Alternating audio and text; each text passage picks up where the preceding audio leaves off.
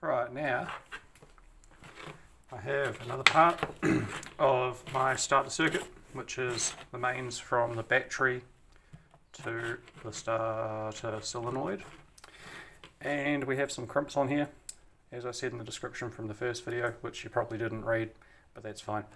Please don't do half-assed crap if I'm showing you how to do it, because that makes you look bad, and I don't care because I'm never going to see you do it most likely, but still don't. So, right, these are reasonably good quality wire crimp, what are these called?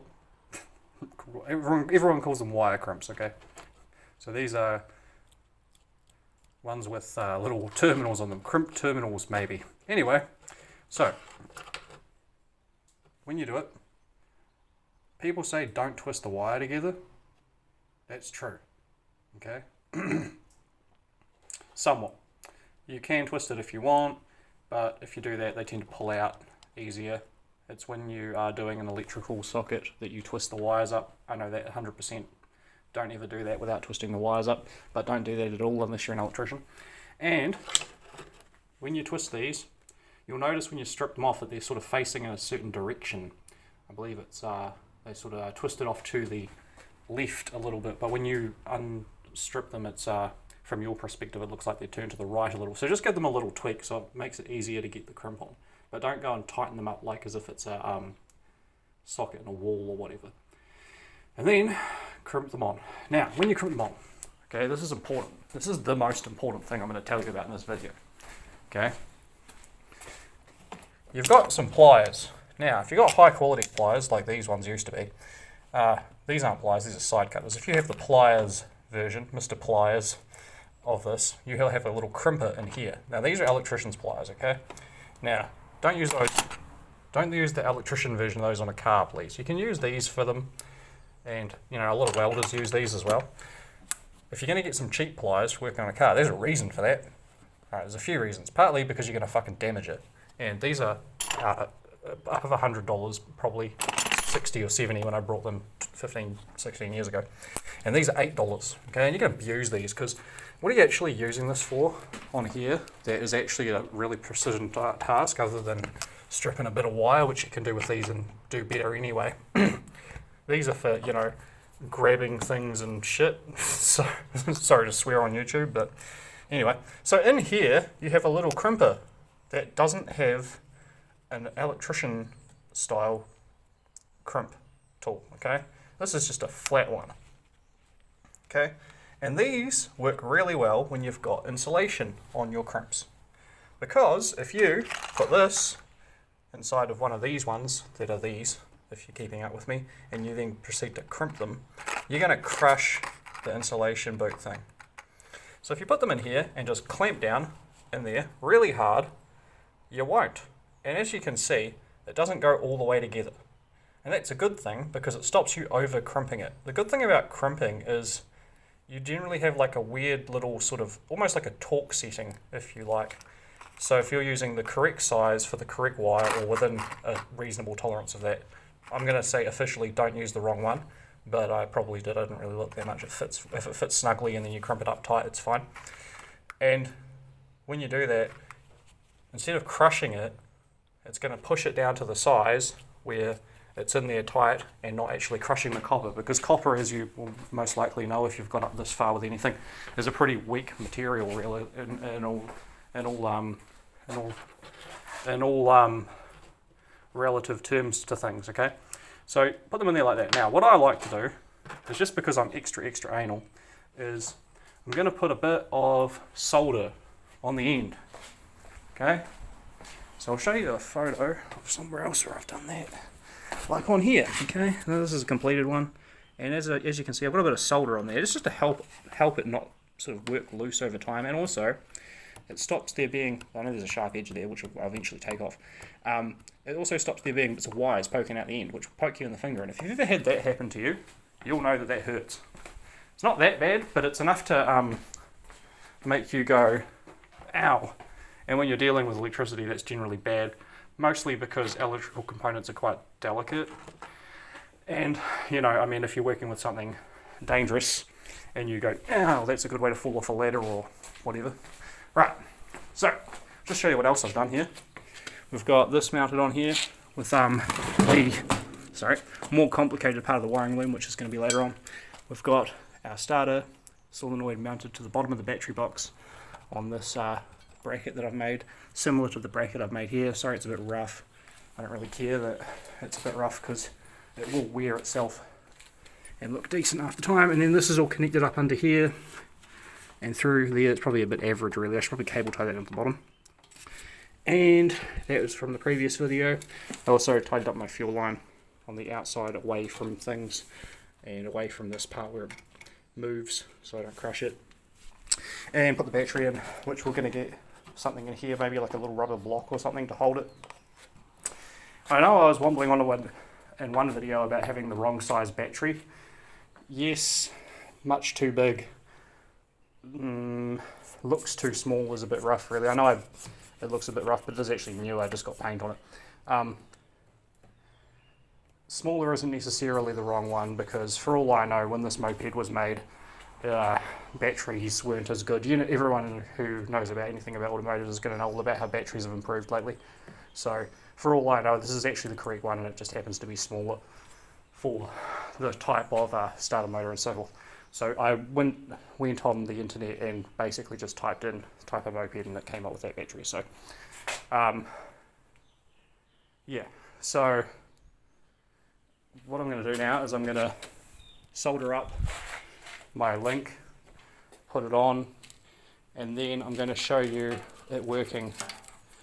And I'm just going to jerry this up onto my wires and go did it, and make it go and turn it over just to prove that it works to you. So that'll be the next part of the video. On a side note, I discovered that I can take the seat off and turn it inside out so that it's no longer covered in paint.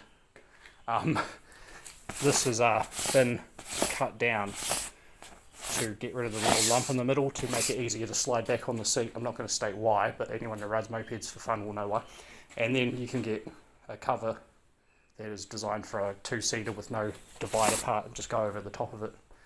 And then, you know, and you might ask, why did I not do that first? Well, the reason being that I wanted to shave this off, and then I thought once I've taken it off, might as well flip it up the other way so that at least if I take the seat cover off, it's not old vinyl that has paint all over it and random little face things that I put on there for a laugh. Okay, so I've got things connected. I've got my brackets made here, which is just a part of the old seat, and it's screwed to the bottom of the battery box there. That is not ideal. This will get improved as I go along. I might have to wiggle that in there, but at the moment I'm just going to leave it like that for now. That's my plastic bracket for my CDI. Having things cable tied on like that is not ideal either. I want to get something that clamps on, but for now that was just to make sure it'll sit right. And to be fair, it actually looks a lot less bad with a bit of perspective on there. And I do see that on the internet a lot, and I don't really see why you shouldn't be allowed to do that. There's nothing to actually use to mount it anyway, so oh well. At least I'm not blocking the heatsink, so it looks a bit average. Anyway, so we've got our decent connections here, and what I'm going to do now is I'm going to test that it works. It's not going to fire because I have the spark plug connected and obviously no other wiring, right? So there's no wiring to the spark plug, there's no wiring to the CDI. And it's not going to turn over that much because the battery's been sitting for a long while, and I'm not confident that it has much power in it. And also there's the other factor of the fact that I don't have a stator installed, so my battery will generally my battery will almost certainly be mostly flat, and because it's been sitting on the floor and stuff, and if you know about batteries you'll understand that makes batteries go flat.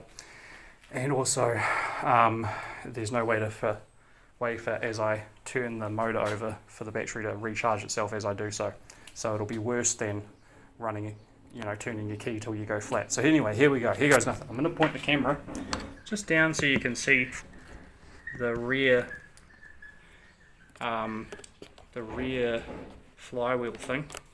I forget what that's called off the top of my head. Sorry. Wow, it's a clutch. This has two flywheels really. It's got the flywheel there for the clutch, and there's a flywheel on the other side as well for the motor. So anyway, here we go. How's that? That looks great. So,